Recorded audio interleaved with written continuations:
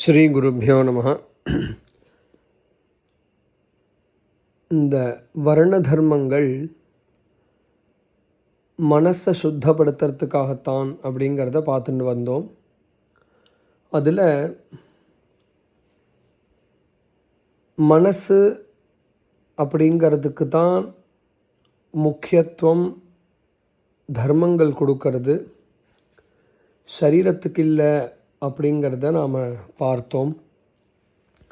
இந்த மனோமயமான உடல், மன உடல் அப்படிங்கிறத நாம் எதை ஃபோக்கஸ் பண்ணுறோமோ அது சுத்தமாகணும், அது ஒழுக்கத்தோடு இருக்கணும் அப்படிங்கிறதுக்காகத்தான் இந்த தர்மங்கள் எல்லாமே சொல்லப்படுறது. நாம் நினைக்கிற மாதிரி பிறப்போ அல்லது பிறப்பின் அடிப்படையில் தான் இதெல்லாம் சொல்லப்பட்டிருக்கு அப்படின்னா, பிறப்புக்கு முன்னாடி செய்ய வேண்டிய சடங்குகளோ பிறப்புக்கு பிற்பாடு செய்ய வேண்டிய இறப்புக்கு பிற்பாடு செய்ய வேண்டிய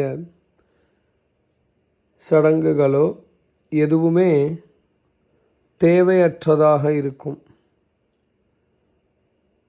ஆனால் நம்மளுடைய சடங்குகளோ எல்லாமே பிறப்புக்கு முன்னாடியிலிருந்து ஆரம்பித்து பிறந்ததற்கு பிற்பாடும் மரணத்திற்கு பிற்பாடும் இருக்குது.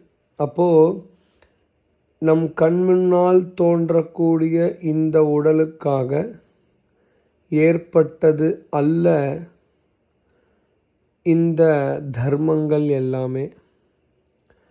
அப்போ நாம் புரிஞ்சுண்டு அணுகணும் இந்த தர்மங்களை. இப்போது மனசுக்கு தான் இவ்வளோ முக்கியத்துவம் அப்படின்னு சொன்னால், அந்த மனசை தூய்மையாக வச்சுக்கிறது எப்படி அப்படிங்கிறத நாம் தெரிஞ்சுக்கணும். அந்த மனசை தூய்மையாக வச்சுக்கிறதுக்கு முதல்ல மனசு எப்படி உயிர் வாழறது அப்படிங்கிறது, அதாவது மனசில் வரக்கூடிய எண்ணங்கள் எதன் வாயிலாக வருகிறது அப்படிங்கிறது தெரியணும். தெரிஞ்சால் வரக்கூடிய எண்ணங்களை நாம் சுத்தப்படுத்தி மனசை தூய்மையாக வைத்து கொண்டு